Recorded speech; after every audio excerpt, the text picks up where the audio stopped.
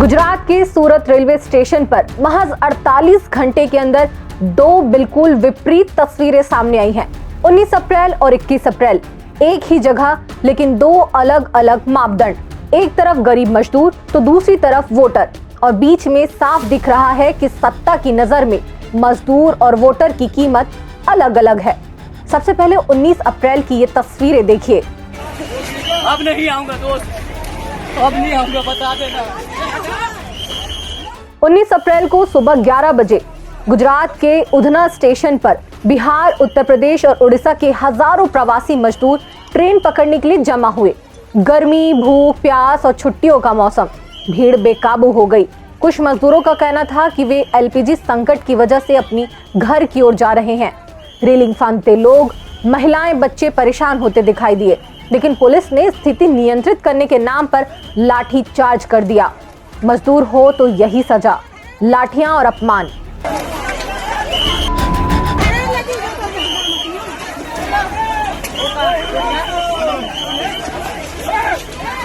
लेकिन महज 2 दिनों के बाद 21 अप्रैल को उसी सूरत के उधना स्टेशन का नजारा पूरी तरह बदल गया।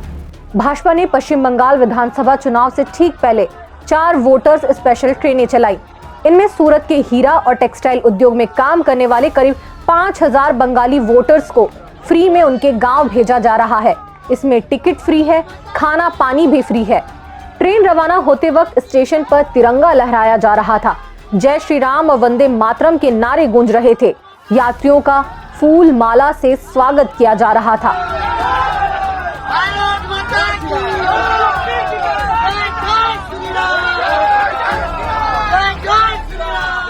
वोटर हो तो पूरी राजकीय सुविधा और राजनीतिक सम्मान।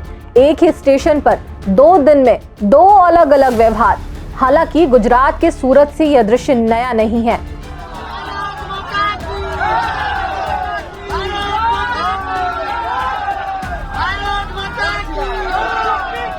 कोरोना महामारी के समय साल 2020 का वो दौर याद कीजिए। सूरत से लाखों मजदूर पैदल घर की ओर लौट रहे थे। न ट्रेन, न बस, न मदद, सिर्फ रास्ते में रोके जाना और अपमान। कईयों की मौत हुई और मजदूर बेसहारा तड़पते रहे। लेकिन हर साल छठ पूजा के समय भी यही हाल होता है। विशेष ट्रेन की मांग की जाती है, लेकिन ज्यादातर मजदूरों को अपनी जेब ढीली करके या परेशानी झेलकर अपने घर की ओर लौटना पड़ता है। गरीब मजदूर जब भी घर जाना चाहता है तो सिस्टम उसे लाठी से जवाब देता है। उसे याद दिलाया जाता है कि तुम मजदूर हो और मजबूर भी।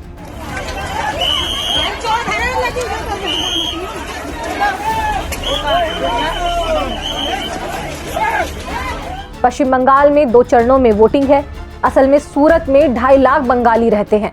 ज्यादातर हीरा पॉलिशिंग और कपड़ा मिलों में काम करते हैं। ये लोग उन बंगाल के इलाकों से हैं जहां भाजपा पहले से लड़ रही है। पार्टी ने महीनों पहले इन वोटर की पूरी लिस्ट तैयार की, वोटर आईडी चेक की। सिर्फ असली लोगों को ट्रेन में जगह दी गई। 4 ट्रेनें पूरी तरह फ्री हैं। टिकट, खाना, पानी, सब कुछ पार्टी उठा रही है। ट्रेनें सीधे कोलकाता पहुंचेंगी, फिर वोटर्स वहां से अपने अपने गांव चले जाएंगे। सूरत का हीरा उद्योग रात दिन चलता है। यहाँ काम करने वाले बंगाली मजदूर सुबह 7 बजे मशीन के आगे खड़े हो जाते हैं और रात 9 बजे तक हिलते नहीं हैं। छुट्टी मिलती नहीं, परिवार बंगाल में छूटा रहता है। शादी, त्योहार, चुनाव सब पीछे छूट जाता था।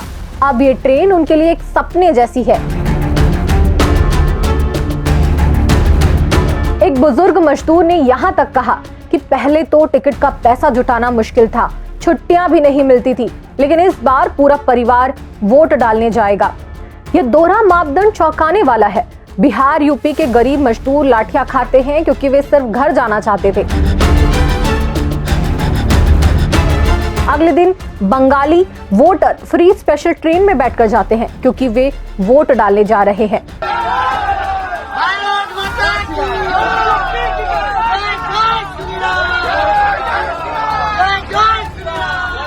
भाजपा और बंगाली समाज की साझेदारी चुनावी रणनीति का हिस्सा है, लेकिन सवाल यहाँ नैतिकता का है। अब नहीं आऊंगा दोस्त, अब नहीं आऊंगा, बता देना। टीएमसी सांसद डेरेक ओब्रायन ने इससे चुनाव आचार संहिता का स्पष्ट उल्लंघन बताया है। उन्होंने पश्चिम बंगाल के मुख्य निर्वाचन अधिकारी को पत्र लिखकर आरोप लगाया कि पैसे खर्च करके वोटर्स को प्रभावित करना रिश्वत और अनुचित दबाव डालने के बराबर है। उधर भाजपा कह रही है कि हम टिकट खरीद रहे हैं, वोट नहीं। लेकिन सच तो यह है कि वोट के लिए सुविधाएं खरीदी जा रही हैं। सूरत की ये दो तस्वीरें उजागर करती हैं कि जब मजदूर संकट में होता है तो कोरोना हो, छठ हो या बेरोजगारी हो, उसे तिरस्कृत किया जाएगा। लेकिन जब वोट की राजनीति आती है तो वही पार्टी फ्री ट्रेन और सुविधाओं का इंतजाम कर देती है। यह लोकतंत्र के नाम पर गरीबों के साथ सबसे बड़ा मजाक है। क्या आपको लगता है कि चुनाव आयोग को इस पूरे मामले की तुरंत जांच करनी चाहिए? क्या एक ही शहर में मजदूर और वोटर के बीच इतना भेदभाव लोकतंत्र की गरिमा के अनुरूप है? आप क्या सोचते हैं? मजदूरों के साथ यह दोहरा व्यवहार क्या सही है? कमेंट में अपनी राय जरूर लिखें। हम सच साफ साफ आप तक यूं ही पहुंचाते रहें। इसके लिए जरूरी है कि आप द लेंस को सब्सक्राइब कर हमारी पत्रकारिता का हिस्सा बने और इस वीडियो को लाइक करें और ज्यादा से ज्यादा शेयर करें। मिलते हैं किसी और वीडियो में नए विषय के साथ। नमस्कार।